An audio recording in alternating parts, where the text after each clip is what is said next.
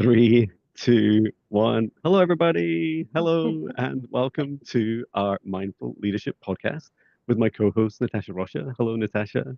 Hi, everybody. Hi, John. Hi, Sarah. And hello to Sarah, our special guest. It's wonderful to have you here, Sarah. So Sarah Cahill, if I'm saying it right. Cahill, Um, yep. Cahill. So Dr. Sara Cahill is a chiropractor in Iowa who's been practicing the Gone Steed technique for last 7 years. And through her own experiences, has learned how healing helps on many levels and in different ways. She now utilizes craniosacral facial technique, or CFT, and neuro emotional technique, NET, and human design to help her clients achieve more mental, emotional, and spiritual health along with the physical. Her ultimate goal with her new business, Seeds, is to allow women to honor every part of themselves so they may move through life with ease and alignment. She's here to help women put down what they no longer need and move forward in a way that leaves them deeply understanding, loving, and embracing who they are. And your suggested topics today are mindful progression and evolution in business. Welcome, Sarah. Thank you. It's good to be here. And perhaps you could start by telling us a little bit about yourself. That would be wonderful. Yeah, well, as the bio said, I'm in Iowa, which is in the very middle of the United States. We just talked about it labeled as flyover country. It's very Wow. quiet here, which is really quite nice. I grew up here, so I left for school in Atlanta, so in a big, big city, and then was brought back to Iowa, which I think is kind of part of my whole story. I suppose I could just go straight in with that. Like Yeah, please do. I I really feel like chiropractic chose me. I have like the first time that I ever saw a chiropractor was when I was in between fifth and sixth grade. I My mom's insurance just changed, so we ended up having full coverage for chiropractic care. No one in my family that I knew of had ever been to a chiropractor. Like we didn't have any problems, like any pain, so we never went. But because it was covered, we're like, sure, we'll go ahead and go. So I just remember we called him Dr. Chad. Like it was so cool to be able to call a doctor by their first name. His office was very, very laid back. We watched a bunch of videos and like it felt like very educational to be there and learning a whole bunch like about how our bodies work and just like seeing just how his mind worked and how he looked at the body. Just never had that level of like explanation from a doctor before. Usually it was just like you go in, they give you the answer, you leave with the answer, and then that was the cycle. So there was just a lot more like back and forth interface, like interacting with him, which was really fun. My brothers and I all had pretty intense seasonal allergies. Theirs are more in the spring and mine's more in the fall. But over that summer, we got chiropractic care that whole summer, and I have never had my seasonal allergies come back after that. So that Wow. was pretty incredible. So to come in without a problem and then have something that I never even was on my radar to be helped with chiropractic just be gone and not be an issue anymore was crazy. And the timing for mine is funny because in the fall, we always have our school pictures, but I would have these like very sleepy, droopy eyes from all the Benadryl that I would take. And so like you can see like when I no longer take that anymore and I feel look so much brighter and like aware because I wasn't on this sleepy medication for these allergies anymore, just with the timing of it being in the fall. And that chiropractor ended up moving away. So we didn't see him anymore, but my allergies still stayed gone and that always like kind of stuck with me. And then just moving through school, I really was pretty good at school. It was never very difficult for me. I liked helping other people. It was very evident from a young age for that I just cared about others and wanted them to be good. So it's something in healthcare was kind of the natural pull where I was like, I know that I could be successful doing a lot of school. So I feel like I kind of had so many people feel very lost as young people, like not knowing like what to choose to do with the rest of their lives. And I do remember being in high school and being asked, like, well, what are you going to go to college for? Like, what are you going to study? And I hadn't really thought about it that much, but I opened my mouth and chiropractor just came out. Oh, And wow. I was like, well, that's kind of weird. I didn't really even like think about that. I was like, but whatever, we'll roll with that for now. And then like I can change my mind and my trajectory later. And I really feel like that seed was planted. Like I just started to do different projects in school where we had to like forecast what college would cost. And so I factored in chiropractic school. So I kind of mentally prepared for that. it just like kind of like planted the seed of that idea. And then it just grew from there. So I feel like I was very lucky to have a sense of direction right away, where so many young people are like, how am I supposed to know at 18 what I'm supposed to do with my life? Where I don't necessarily like, I understand that mode of thinking being so young, but I just did not have that experience. I just feel like I was like placed on this path. And then the path was basically revealed to itself. So there, I ended up going to college for a biology degree. I still was kind of like one foot in, one foot out, because I was like, well, with a biology degree, like I could go do a bunch of different things. I could be an eye doctor, or I could be a dermatologist, or I could do like a dentistry, like something like still in the healthcare avenue, but like my options were open essentially. But again, it's just like this path had been laid already. It was like I did not have a choice in this matter. I like looking back, it's like I ended up exactly where I needed to be. So I decided my sophomore year of college I should get involved with an office just to see like if I actually liked it. There are so many people who get into like the grad school and they're like, wow, this is so different from what I thought. Like I don't actually like it. And I had heard horror stories about that. I was like, well, I want to be really sure before I get into it that I actually like what this profession represents. So back then we got phone books at our apartment. They just came with our apartment. So I flipped through the yellow pages and called every single office in my college town, and just asked them. I was like, do you have any work available? Like as the calls went on and I kept getting no's, I got more and more desperate where I was like, I'll clean the bathrooms. I'll do anything like to be like involved with an office. I just want to see what it's about. And at the end of the alphabet, I called Wason Family Chiropractic. I was like, all right, this is my last ditch effort.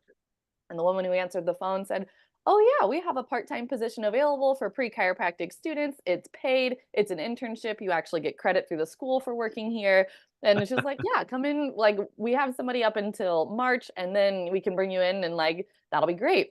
So it literally the stars just aligned. Like, of course they did. So I was like, all right, cool. So then that was probably October that I first called them. So then I kept calling and just being like, hey, don't forget about me. Don't forget about me. It was very persistent.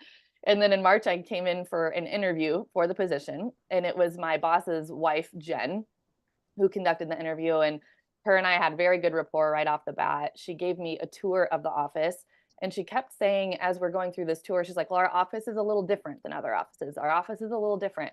And I was like, okay, cool. Like, tell me about what's different. And she's like, well, we have all of our women. They wear gowns that open in the back so that the doctor can open them and get to the skin that's over the spine. So we can run this little meter. And she showed me the meter. And I was like, oh, yeah, my chiropractor that I saw did that.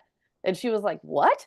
I'm like, yeah, that's what my chiropractor did. We wore gowns, we had x-rays, like he ran that meter every single time. Like I've seen that table before. I've seen that table before. Like everything was like, this is very familiar. I had no idea that there were multiple like techniques within chiropractic, and there are hundreds of them. And my chiropractor at home did the exact same technique that this chiropractor did, which is so, so very rare. So I was like, oh, I didn't even know. And that's what the Gonstead technique is just a specific approach to how we address the spine. So not only did I find my way to this office, but it was the exact kind of chiropractic that I was used to, like was familiar to me, like what chiropractic was. I was like, whoa, this is just crazy. So of course I ended up being hired there. I worked the front desk for 2 years, got my college credit. And then it came time to leave for school. So I honestly had in my mind that I was never going to come back to small town Iowa. I was like, listen, like I want to go on a big adventure. I want to go be in the big city where there's lots of fun and excitement. So I moved down to Atlanta for school. But I do remember my last day working that front desk, I was very emotional. And there are lots of patients that still come into the office who remember how emotional I was that day. I was kind of a wreck because it felt like, I mean, of course, the closing of a chapter, but I just felt, I was like, I will miss these people so much. Like my friends and family, of course, I'll come back to visit, but I don't know if I'm going to see these people again. And they just left such a deep, deep impact on me. And Blake, who is my boss, said, you never know, Sarah, like we might work together again in the future. And I was like, you're just saying that to make me feel better. Like you don't mean it at all. But then, of course, I go to school. I become very dedicated to the Gonstead technique because, again, that's what I'm familiar with. It's what made sense to me. It's what had always gotten results with me and like provided this miracle of me not having these seasonal allergies anymore. Um, and so he saw my dedication to that. And then within 9 months of starting school, he was building a new office and there was going to be room for 3 chiropractors there. And he asked for me to come back and be one of them. So Yay. That was Okay, that's so, and brilliant. then of course, I was like, all right, well, I'll move back to Iowa for a couple years. I'll get my bearings and like figure out how I'm doing this thing. And then I'm going to leave. And then I'm going to go somewhere fun and exciting and like gain the experience and then dip. I've been there 8 years now and I'm not going anywhere. Like, it's just the best setup. Like, I get to work with my best friends. It very much feels like I know that that was exactly where I needed to be. And so I feel like my journey is actually a little bit backwards, where after probably about 5 years in practice, like seeing tons and tons of miracle type cases, like I work with lots of babies and children and like pregnant women, and we see miracles every day. Sometimes I kind of take for granted, like resolving bedwetting for a child and for like what that means for that family, or that 10-year-old who can now go to sleepovers and things because they're not embarrassed to like spend the night with their friends and things. We say all the time that miracles are everyday business within chiropractic, and it really is. But there was also this element of like these issues keep coming back. Like all of these things that people are dealing with, like are recurring and like they get somewhat better, but they don't totally resolve. And it kind of mirrored my own healing as well, where chiropractic provided so many miracles in my life. And then it's like, not that it stopped working, but it was just like I started to need something else where I was just having other symptoms, like really intense period cramps was one, like breaking out in hives all over my body was another. Just things that were coming up where I knew like there was something more, and it caused me to dig deeper. So now in this phase of life, I feel like I have been on this sense of discovery. It's like, well, what else is there? And so not necessarily but the feeling of being lost, or like there's something more and I don't know what to do and I don't know how to do it, like that came about much later in life for me versus being the 18-year-old who's like, well, I have no idea what to do with the rest of my life. I was feeling that at like 28. So it's like, dang, I thought my path was set. Like I thought we were good to go. And it's like, but shoot, like there's more. So that has been an interesting transition to be. It feels different to not be so certain. And at the same time, I think having all those early experiences helped cultivate a trust where it's like things are going to work out, like the right thing is going to come along when it needs to, but just like being kind of lost in the waves of uncertainty quite a bit. So, yeah, that just forced me really to seek different kinds of help and guidance. And that's like really broadened my horizons to what health is based on what I've needed. So, Fabulous. Was quite incredible in the sense of kind of like it's amazing how purpose dipped in and actually seeded into your subconscious as you move through that, but also being brave enough to have the flexibility of whatever is in alignment to go with that flow and surrendering to, okay, what is, it is. And it's like there's options out here, like going through the book and being like, okay, chiropractic it is. Like I'm trying all options and seeing what falls in for you. One thing I found quite interesting is how did you manage or work through kind of like really, because it seems like you're building a practice that blends kind of like clinical and physical with the intuitive and the metaphysical side of things. So I can see how that evolution came about, but how did you actually step into that space of moving through that credibility aspect of the physical and the clinical to now introducing this aspect? Because I think a lot of us move through that when we're very much in corporate jobs and we really just want to follow a passion and a purpose that perhaps we feel will be judged by other people. Like, how did you navigate through that for yourself?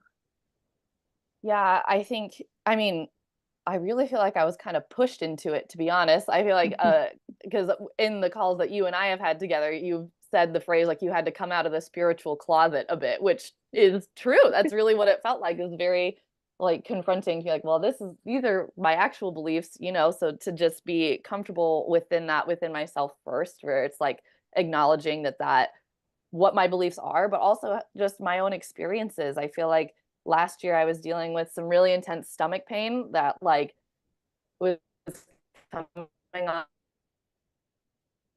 the point where it was physically difficult to adjust patients. So it was honestly just not, it was something I couldn't ignore anymore, where it was just like pushed to the forefront of my mind.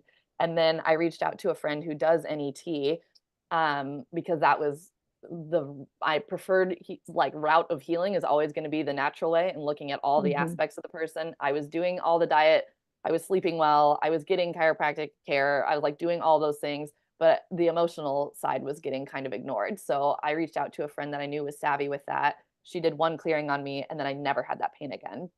So it was almost like I had to be a little bit trial by fire, where it's like, Sara, like, this exists, like, this helps people, and like, you can't deny it anymore. Where it felt like forced confrontation of it, essentially, where then after I had that experience, I was like, like, I just have to do this. Like, this is the thing. Like, I know how many people this can help. Like, this has been brought to my attention for me to like carry this forward. I've also in the last 2 years really learned a lot about like my own human design and like what my actual purpose is here. And a lot of it is it's like I only have one channel in my chart, and it's divine translation.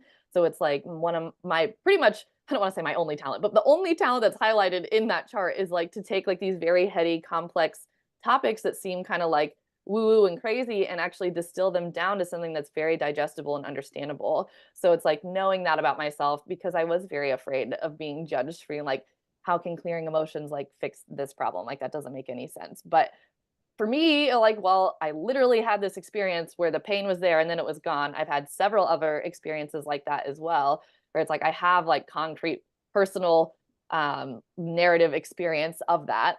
And if I know that my talent is actually to like bring awareness to these kind of crazy topics in a way that like the mass, like majority of people can understand, then of course it's my responsibility to do that. So it just felt like, again, it wasn't really a choice. It was like, you have these talents and then this has been placed in front of you, so you go for it. And I guess that's kind of been my attitude throughout all of this. I haven't thought about this in a while, but my dad's brother passed away when I was in high school of colon cancer. But one of his quotes that he always said was, if you have the ability and the opportunity, you have an obligation. And I actually have that like as a quote, like on my wall. And I haven't consciously connected that, but that totally is like how I've lived with this, where it's like, all right, like I know that these are my talents, like this has come up in my field. It's like, okay, that means it's time to take action. So it's almost just like learning to recognize those signs and those nudges and just not be afraid to just take the next step. And I think that's what holds a lot of people back, is that they can't see the whole roadmap, but nobody can. That's the thing, is nobody has the map. Like it always feels like other people can see things that you can't see, and like they have things figured out, but nobody has that. All you have is the bravery to take the next right step that's in front of you, and then find the next right step after that, and then after that, and then just see where it takes you. And I appreciate you saying like having like the surrender for being able to pivot, but really it was more like, well, I can like back out if I need to. Like that's how it actually felt at the time, where I was like, okay, we're going to bravely step forward and I have an exit route. Like, it's going to be fine. I can go for it. But then I can also leave and go back and pretend that this never happened. So there were elements of that as well, but it just kept working out. So I was like, okay, so like, we'll just keep going. We'll just keep following it and see what continues to work out. So I suppose some of that natural curiosity played out in my favor, but yes, there's always fear there as well. It's just, I mean, do you let the fear be bigger than the curiosity or not? So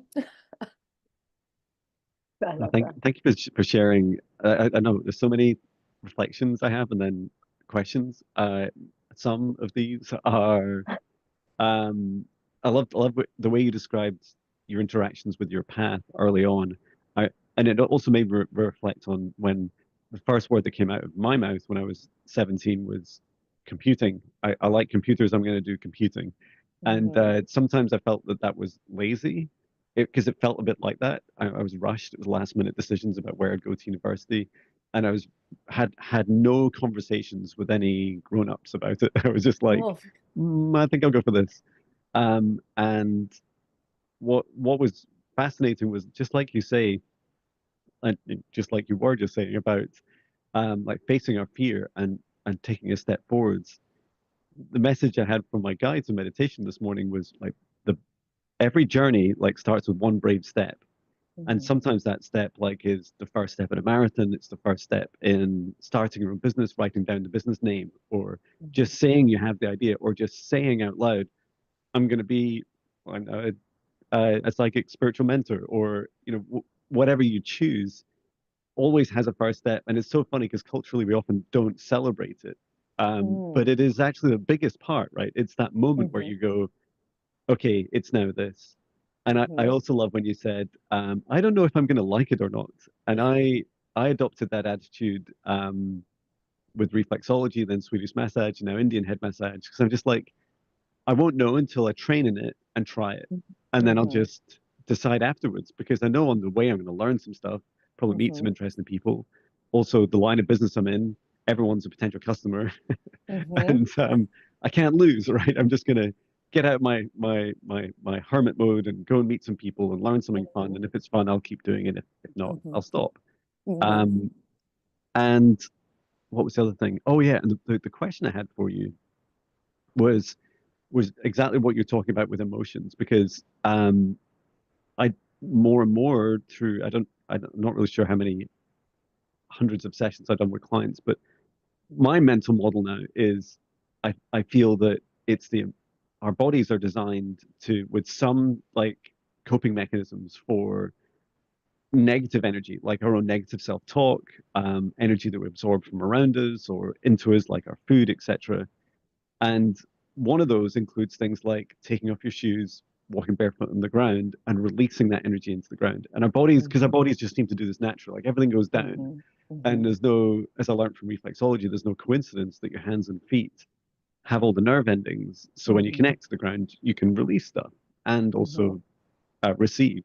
Yeah. And I was really fascinated in the kind of the magic and the mystery of it, like because it's such a it's not super metaphysical what emotions are, but their effect on us and how our body reacts to them is super incredible. And I was really interested in your experiences with um, your now multiple modalities of helping people heal and how you bring them together, especially around emotional health and its effect on the physical body.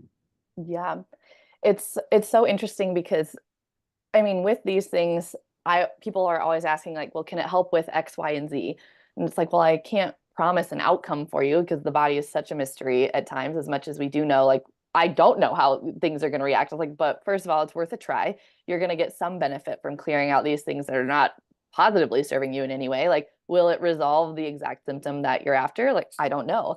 But I will say that most of the time it does. Like, especially, it's fascinating doing this with babies because they, of course, have no, like, there's no placebo. Like, they have no idea what's happening, what's going on. And then the parents witness it, and there's no denying that there's a change. Lately, I've had a couple babies that are like, just screaming when they're in the car seat. Even one that would scream if she saw the car seat, not even in the car seat. And mom's like, I don't know what happened. Like, this has never been an issue before, but like, we can't go anywhere or do anything. It's so stressful for the mom. She's actually physiologically connected with that little baby. So if the baby's in distress, this is something I didn't like understand until the last couple years, where it's not like the mom's trying to shush the baby because she wants the baby to be quiet. She literally physiologically is having an adrenaline rush because that child is not okay, and her body will not calm down until the child is calmed down. So, like, the cascade of effects that has, like, to not be able to go to Target and just grab a couple things, like, because she knows her kid's gonna scream in the car, it's like this is just the stress that moms don't need, honestly. So we cleared out, I don't remember, it was like a list of like 5 or 6 things that we cleared with the emotions. With kids, it's all very passive. I utilize muscle testing for everyone. And then for kids, it's just a magnet that runs along the governing meridian right through here. All of the emotional work that I am aware of, that I have been trained in, is based around traditional Chinese medicine and different emotions being stored within certain organs based on like the energy meridians that are there. So if you clear the governing meridian, it kind of clears everything beneath that. And the magnet helps do that. So you literally clear with the magnet, and then I utilize the body work because the fascial release is super helpful because all that emotional energy is stored within the fascia. So it's an energetic release, and then it's also a physical release of any distortions in the body that were there. But that child has not had a single issue with the car seat since. And so the mom can come and go as she pleases. She can do what she needs to do, get things done. Everybody's happy and content again. So, I mean, it's just there, to me, it feels like there's no limit to like what this can help with. And it seems to be that the more like traditional routes of healing are kind of failing people more often, where it's just like what used to work doesn't seem to be working anymore. So people are digging deeper and becoming more open to things. And even if the attitude is like, I'm willing to try anything, like I'm desperate, like that's great, like perfect. The willingness is all I need, is for people to give it a shot. And then once you have an experience with it, it no longer seems woo-woo and magical. It's just like, oh yeah, like of course this is how things happen. And I just think that there's no better wisdom than experience yourself. So once you have an experience where these things are helped, then it just becomes like ingrained in who you are. Like I think belief is not even the right word. It's like an embodiment of that. You're like, well, of course, this is the way that it is. So it is nice to like have people have an experience with that. But I mean, with adults, it's been a lot of like mental, emotional heaviness. It's been a lot of like stomach pains, like a lot of stomach pains, things that are not able to be explained by the traditional scientific role. So again, people are like, they're not finding anything wrong with X, Y, and Z. Like, let's look at something else. Yeah, it's been a pretty amazing wide variety. Like even a baby that had poor circulation, it helps with that. We're like, perfect. Like now her hands and feet have enough blood flow. But I love what you're saying about like the grounding being part of it. I have a mentor who talks about like literally like your body being a battery, and like being connected to the sun and the earth and like to nature is like what charges our bodies up. So I have found, even I just talked to Natasha about this yesterday, that with it being more springtime, people have way more capacity and energy to like let things go than they had over the winter. And I think it's because we're able to be outside and be in nature and like have our feet on the ground, and like just things are more willing and able to move in this change of seasons. It's been pretty fascinating to see that. So I'll be very curious to see like what patterns emerge like seasonally. And I think a lot of it has to do with being outside and connected to nature, and like off charging the bad stuff and then soaking up those electrons to build up that body battery too. Yeah, I think it's so fascinating. Yeah, it absolutely is fascinating in the sense of, I think I read somewhere that we're positively charged and the ground is negatively charged. And once you start to allow that exchange of energy, it brings in that balance, which is absolutely incredible. But working with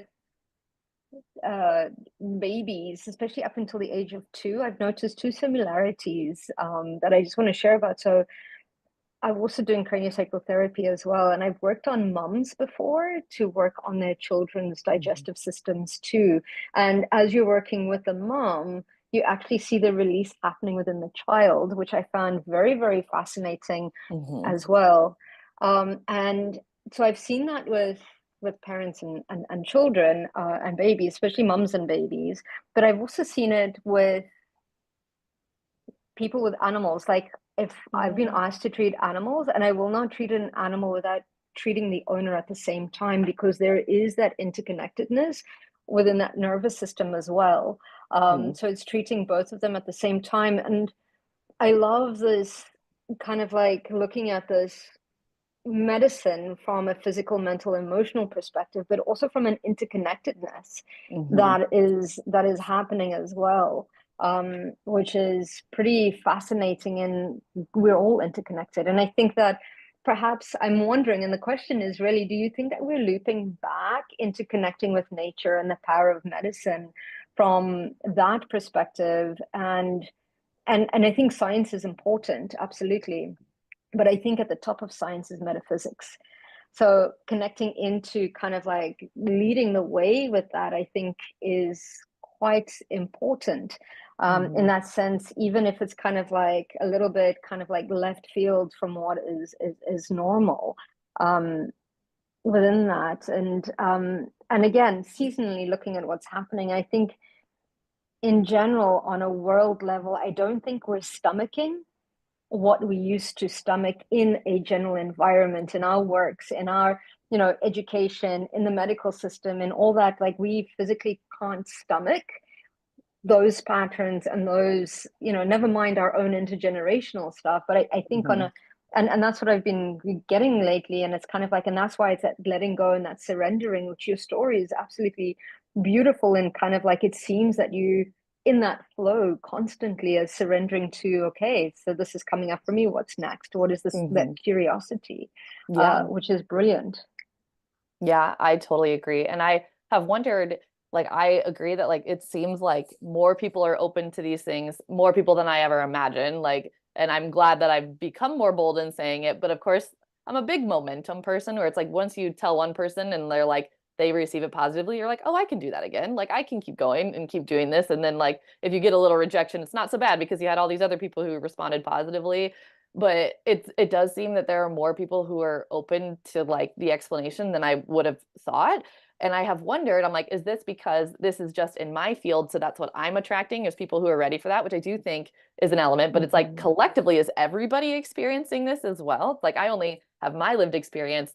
And I'm sure it's both that people are really just looking for different things. And I mean, in the whole spectrum of like medicine, science versus like more metaphysical, like chiropractic's already kind of dodging towards the metaphysical side anyway. So like those people who are within chiropractic see results with chiropractic, like how can adjusting my spine help my infant's like constipation? And then they watch it happen. They're like, oh God, well, what else is there? And so it's like, yeah, I can actually do this, this, and this. And they're, I think it probably is like, well, let's see it. And then I don't know. So it just seems that I'm already like kind of finding people who seem to be open to that. But it would be very interesting to talk to somebody completely removed from this world at all to see if they have that same experience or not, or if I'm just attracting all the people who are ready, which I think is also true. Well, that's amazing. Like my experiences were I started out doing and psychic readings and quantum healing combined mostly remotely just before lockdowns, and for people in the US and Canada. Um, and so I was doing that a couple of sessions a week, and then eventually I plucked up the courage to leave my corporate job at Amazon for 26 years. Well, Wow. not at Amazon for 26 years, 8 years there before then, other companies. Um, but yeah, I took that brave step and just May last year left.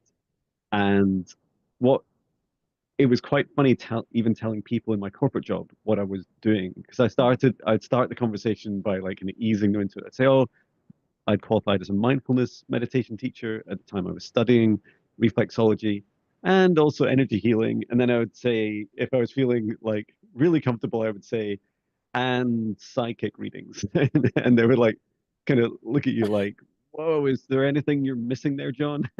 um, and uh, and what I found was for the first few months, a lot of my work was online, and I almost had this mental picture that it was just people in North America that were more open to this because that was my direct experience. And when I mentioned, combining a psychic reading and quantum healing to people in the UK, they were like, "Oh, what is that? Who taught you?" And I was like, "I just learned it on the job. I've just been doing it for years now, and it seems to really help people." And it it was triggered by one of my experiences where someone had done like some remote Reiki on me, and it really cleared my chest. Like there's months and months, if not years, of buildup of this kind of toxic energy I was just storing in me and dimming my light, and it felt like almost like I'd been smoking cigarettes back when I was a teenager. Um, but now, over the last 6 months, I've been doing in-person sessions, and a lot of it was like getting people, like meeting people where they're at. So come in for reflexology foot massage, come in for Swedish massage, etc. And then I was also, what was really fascinating, I think only in 6 months I only had two bookings that weren't a combination of a psychic reading and quantum healing at the same time as one of those other treatments. And I think that was really interesting way of connecting people was saying, well, here's something you're familiar with. Would you like some metaphysical fries with that? And they're like, yeah, that sounds, I've never tried it. What's it like? And say, oh, you might enjoy it. It doesn't require any touch, and I'll just be talking a lot and record the whole thing for you. Um, and I find it like you guys, this trend of people coming and they're saying, my often it's like high anxiety, stress, tension, irritable bowel syndrome like symptoms, spinal issues, and tension in the neck and shoulders. And what really fascinates me about that is that when I learned reflexology, um, and I qualified last year, the kind of backstory to it is we're not really sure, right? Several thousand years, probably. It's even in ancient Egypt and various monuments, but no one really knows quite where it came from and exactly how it works. And yet it was developed for humans that were likely thousands of years before us. And they didn't have mobile phones, they didn't have dodgy fast food diet opportunities like we do. And they also didn't sit at the desk for 26 years like me, like typing furiously and answering emails. And they were likely much less in their heads and more into their hearts. And I'm really interested in both of your experiences of that, of these these more ancient techniques, and how we seem to very naturally and intuitively adapting them for the modern human, which is has a lot more challenges. Yes, yes, definitely. And I couldn't agree more. I feel like I refer to like all of that stuff collectively as like ancient wisdom systems. It's like the amount of knowledge that they had like is honestly insane. Like, and I feel like now we're just like catching up to that. And that's like some things for research, like, yes, I think it's very nice to have like confirmation of things and be like, oh, wow, this is cool. Like, it's validating. But I also am not really one to wait for research to come around because I'm like, listen, they had this figured out forever ago. And it's like, if this is working and it's not causing any harm, like, I have no problem doing it. Like, I have come into like not requiring a full-on explanation to believe in things anymore, or it's just like I don't really need to explain this top to bottom and like understand completely how it works for it to get results and to make things better for people. So it is very incredible to me. Like long ago they had so many things figured out, and I do think it's because they had less distractions. They were just like sitting with themselves and talking to each other. Like there were just less things going on.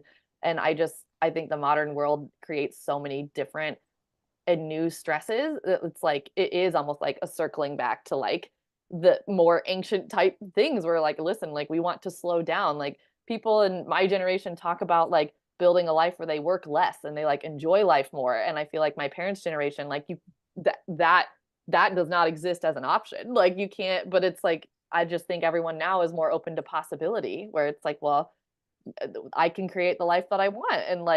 And that comes with other challenges also, like following the right path and knowing what that path is. But it just seems like as a collective, everybody, things like how things have always been done is really shifting. And that makes me really excited because I think that it's going to move into a much healthier direction for everyone because the way we live life right now, like it is not sustainable. Oh man, to eat like the yucky food, to not prioritize sleep, to just like be stuck in the fluorescent lighting, like it's tough. Like we were never meant to live like that. We were designed to be connected to the earth and playing and like having connection with people and like love, like hugs, like so many people are so isolated and have no real human connection.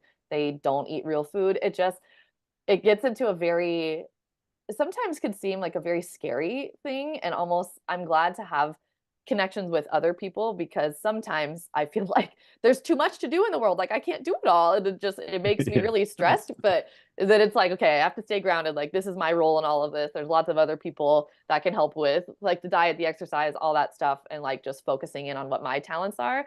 So I think that almost can be for people who are like branching out and looking at all of the things, like to like it is helpful to have some blinders where it's like it's not your job to do everything. Like what is your job to do? Like what keeps showing up? Like what opportunities are coming your way? Like and like niching down into that because it can become very overwhelming to try to do everything.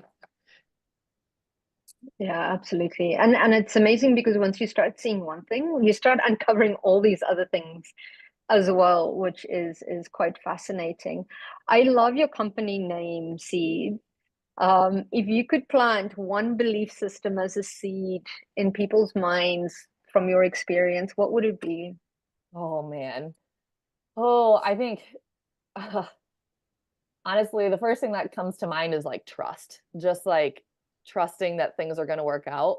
And that didn't really come naturally to me. It's been an evolution to like get to that, and even still much more to like fully trust that, like trusting in timing, trusting in the right opportunities, trusting closed doors as much as you trust open doors. Like that, I think just to know that like we all have like a divine path, purpose, And sometimes life is about uncovering that. It's not about like knowing it right away, and like just being at peace with the journey and how things unfold. I think that would just be, the world would be a very different place if we all really deeply believed and like embraced that.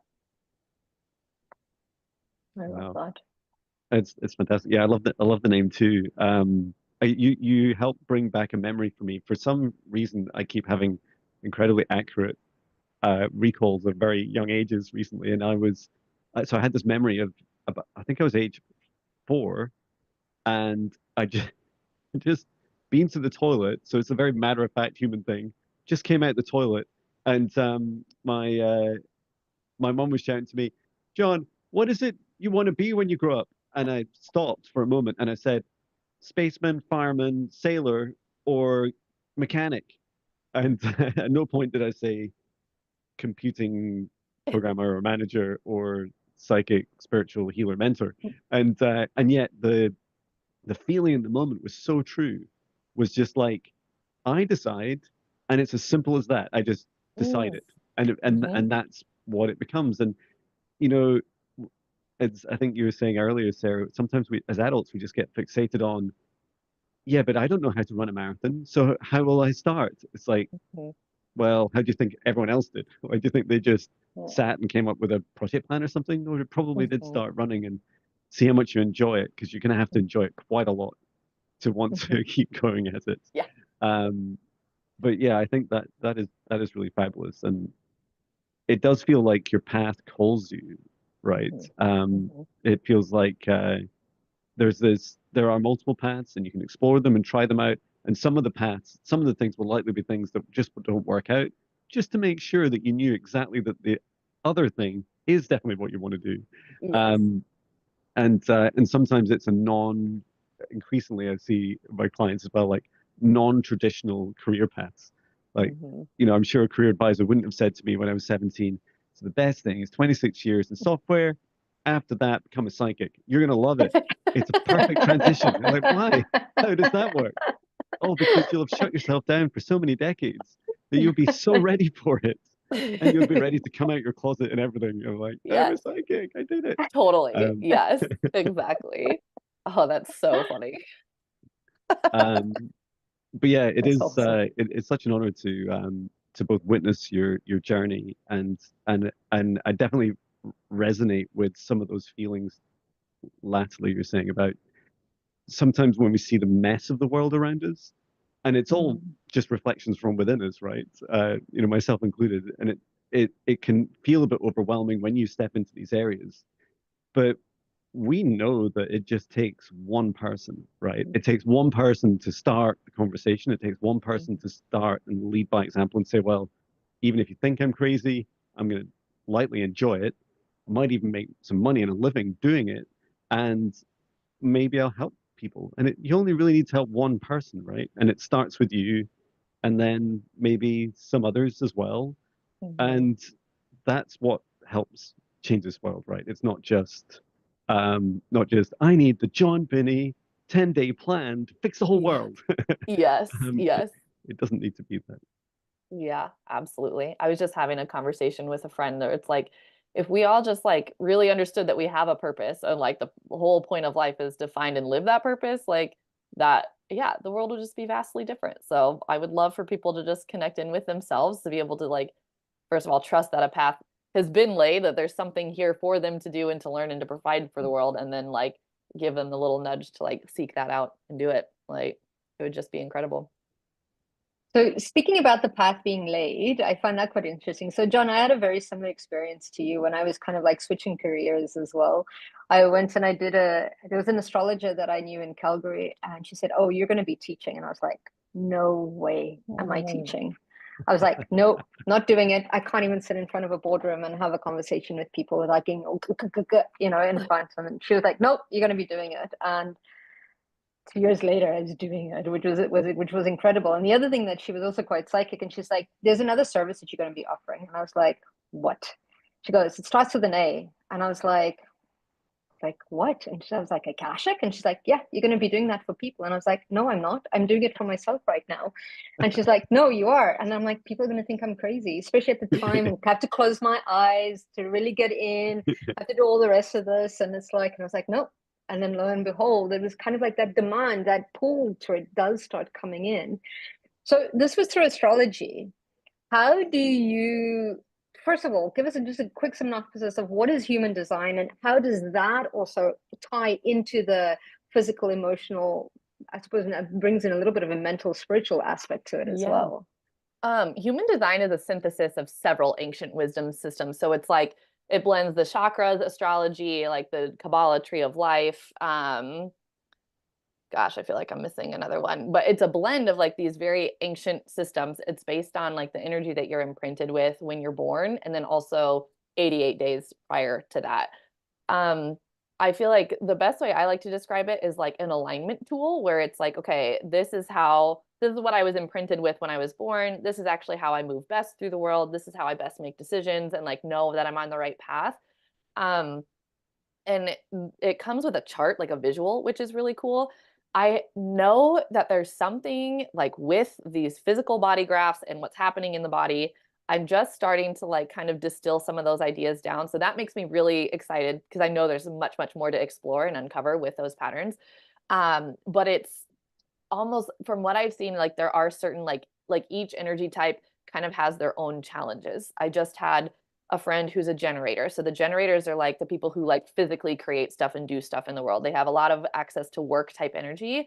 The caveat is they only have access to that energy when it's something that like lights them up and is in alignment for them to do. Otherwise, if they're doing something that's out of alignment, they feel burnout. But I have a friend who was like looking at all of the types and kind of comparing the different ones. And so a manifester is kind of like the spark starters. Like they have a lot of ideas and they build momentum in the world, whether they start the momentum themselves and then they hand projects off to people who are built to finish them, or if they're meant to like say something to someone who activates a mission within them. Like they're the ones who just like get momentum going, and they're kind of labeled as like the visionaries. So she was asking, she was like, well, how, like, why do they get to like see the whole thing and they're visionaries and they have all of this, but like I'm the worker, like how do I create a vision and know where I'm going? And I'm like, no, no, no, no, like nobody has the whole thing. Like it's literally always just the next right step, and like how do you respond to what's in front of you? So from what I have described seeds as is almost like, and why I named it this really is like, again, like you said, like planting the belief systems, where I feel like NET is like pulling weeds. It's like getting rid of the physiological emotional stress from the body. So it's like getting rid of the stuff you don't need anymore. The CFT is like tilling the soil, where it's like we're prepping the body for new stuff to come in by like undoing the old physical patterns that are there. Mm-hmm. And then human design is like picking and choosing which seeds you actually want to plant in your garden, where it's like, okay, these are the things that are correct for me to do. Like I need more rest than other people. I need to wait for invitations, or I need to be the one to speak to initiate things.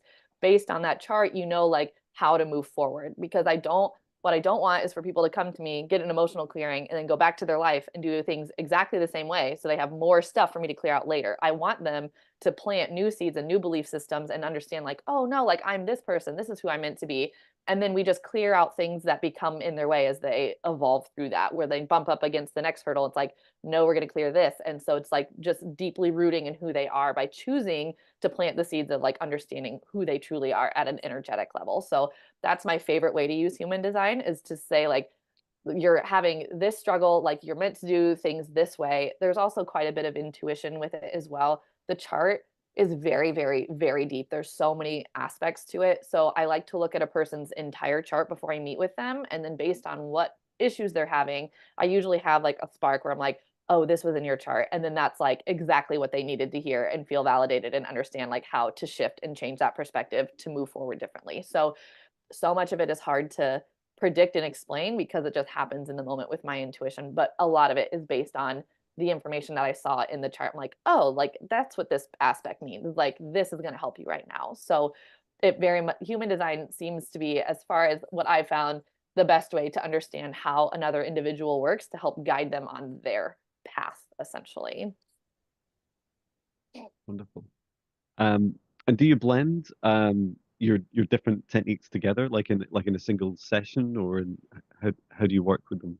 It's usually, well, I'll do the emotional clearing first, and then it kind of depends. Like, usually, especially with an adult, we're talking through things a little bit with NET, so I know what's happening. With babies, there's less to discuss just because they're Yeah. not really like mentally involved with it. Of course, like Mhm. energetically very involved. But if I get a sense that there's something in their chart after we clear the emotions, I will tell them about that, and then we'll go to the table, because the table is like quiet time for them to integrate, like have any extra thoughts come up, like more like mental and body processing with what's going on. And then Mhm. sometimes we'll go straight from the emotional clearing to the physical clearing, and then we'll talk about the human design after. It just kind of depends. It is a little bit sectioned. I wouldn't be surprised if it becomes more blended and more seamless. Yeah. But yeah, there's some fluidity within that so far. But I just, again, I'm leaving a lot of room for things to change. It's been very interesting to me, for me, to go from something very regimented and like a very specific protocol within what I do with chiropractic, to something that like there is no protocol. Nobody else that I know of has blended these things this way. Like, I'm fully figuring it out on my own. There's no one to look up to. Like, there's no one who's going to tell me what's right or wrong. It's a lot more discovery, which is very freeing, but it's also very scary because I'm not used to that. So things are welcome to shift and change. Oh, fabulous. Well done. Yeah, I definitely encourage people to explore and blend their services to see, feel intuitively what works for your Mhm. clients and what you enjoy doing, right? Yes. I Yeah. definitely Yeah. really enjoyed the journey of blending psychic and quantum healing and reflexology and massage and Indian head massage, and I'm sure there'll be more in the future. Yeah. Well, before I go into if I can say it, a mindful meditation, because often my voice will send you into a nice, calm, relaxed, and sleepy state, if it doesn't to you, it will to me. Um, and how do people get in touch with you, Sarah? What's the best way to contact you? Right now, the best way is on Instagram. It's at seeds.by.sara, and there's no H on Sarah.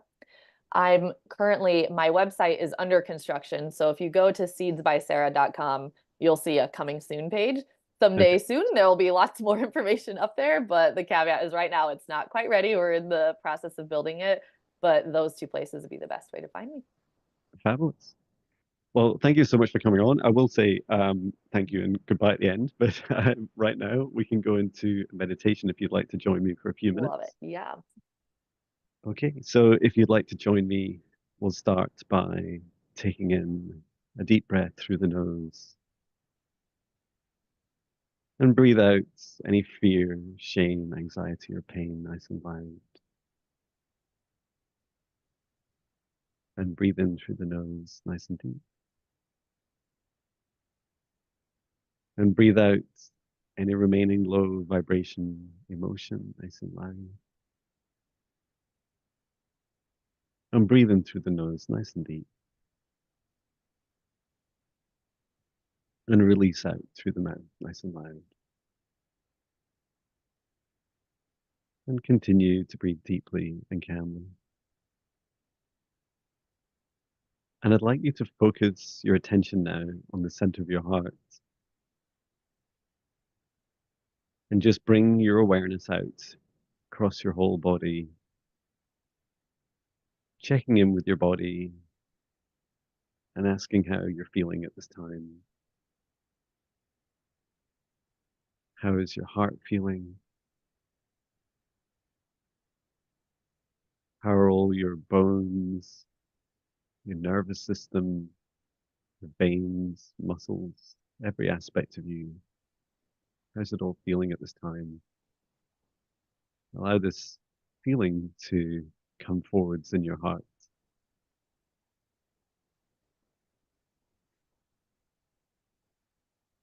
And as you remain connected with your body, bring your awareness now from your heart down to the base of your spine. And from there, I'd like you to imagine you're creating a cord of light deep down into the ground. And just extend that now, nice and deep through the ground and through the crust of the earth. And go deep through the layers of the planet, as deep as it feels right for you. And as we connect into Mother Earth, into Mother Gaia, extend your gratitude to her, and your love, and the awareness that we all share the same home together, the same planet. And as you ground in this way, allow anything to release from you that no longer serves your highest good. Imagining that you're a human-sized glass of water, and the very top of your head is the opening of the glass, where any of the water appears dark or muddy or dirty, where there's low vibration energy, which is yours or from anything else, allow it to gently release now, out through your hands and feet, and through the base of your spine, emptying that glass, low vibration energy deep into earth, down through your grounding cord. And we ask Mother Earth to alchemize and transmute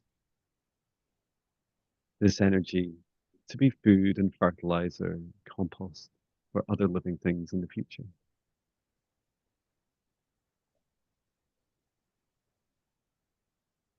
And as we're all children of Earth, we all have this opportunity, this right to be able to release our energy into Earth and to help feed the cycle of life. Now, from the center of your heart this time, I'd like you to bring your awareness up to the top of your head. And with a light cord at the top of your head, look up and become aware of the hot sun at this time where we are in this part of the world as the sun is beginning to show itself more in springtime. Just extend a cord of light all the way up, deep into the surface of the sun, reaching as far into the core of the sun as it feels right.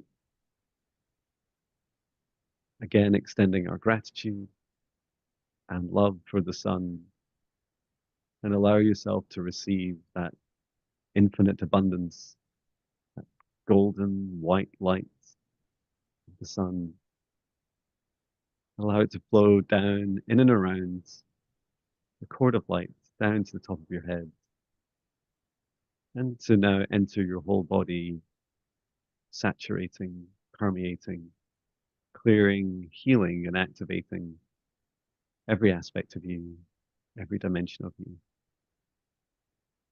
And any energy in excess, allow it to release down through your roots of your spine and into earth. And now that you're feeling even more relaxed and comfortable,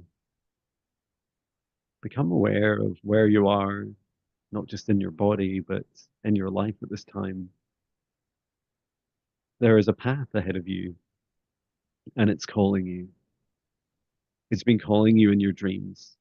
It's been calling you in signs, feathers, and unexpected places, repeating numbers and patterns, clocks, and even car bumper stickers.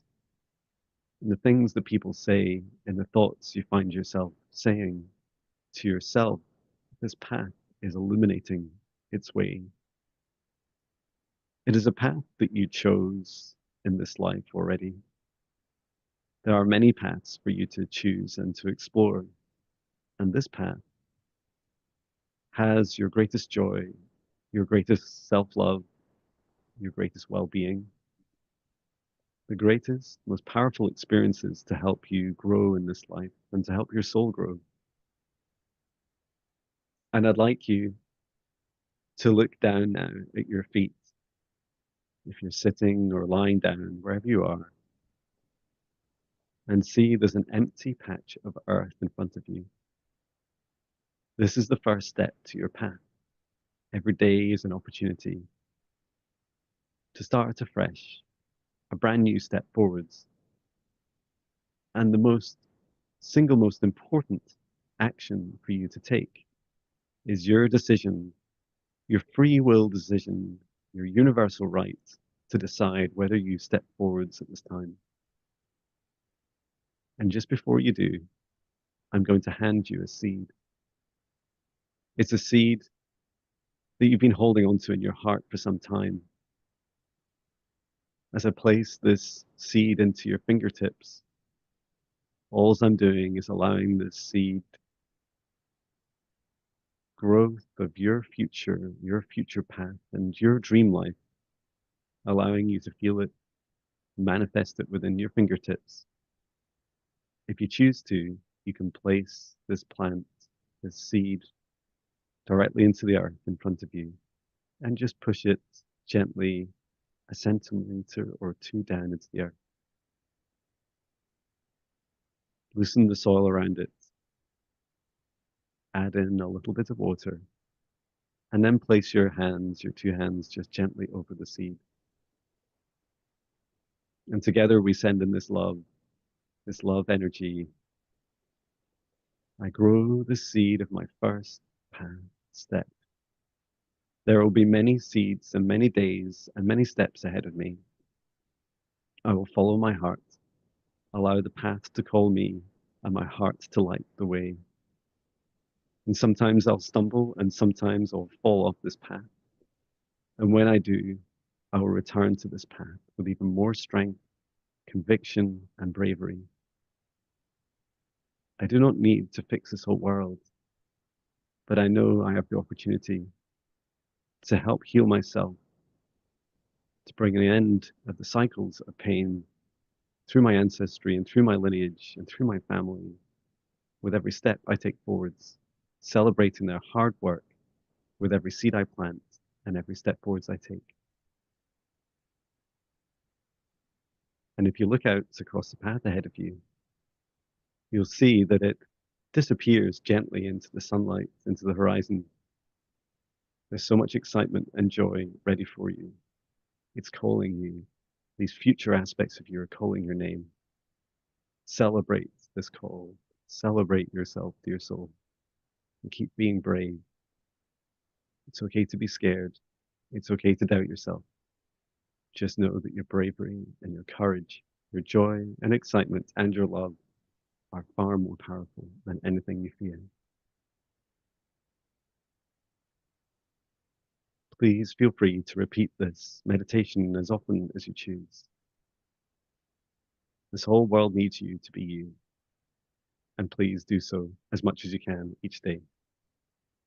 And when you're ready, allow yourself to come back to your body, back to this moment. And perhaps you'd like to take a breath or a glass of water. Thank you.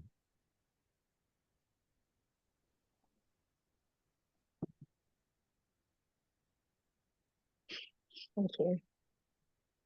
Definitely brought a few tears. I was the point where we got to the seeds. I was like, oh no, I'm going to start crying when it started talking about seeds. Oh, it was beautiful. Thank you for such wonderful content for meditation. It's such a pleasure to meet you, Sara. Yeah, you too. And it'd be lovely to have you come on again and share an update on your story and also about your business and how you're continuing to grow on your path ahead of you. So thank you so much. Yeah, absolutely. Thank you so much for sharing your knowledge and wisdom with us today. It's so much appreciated. Thank you. Yeah, thank you for having me. It's been awesome. I'm going to listen to that meditation often. Yay, please do. Well, thank you so much, everyone. And we look forward to, we've got quite a few more guests lined up over the coming shows. So we're excited to share them with the world. And if you haven't already, watch all of our Mindful Leadership podcasts because they're just amazing. So thank you so much, everyone, and keep following your dreams. I will see you all in the next episode. Thank you, everyone. Thank you. Bye. Bye, everybody.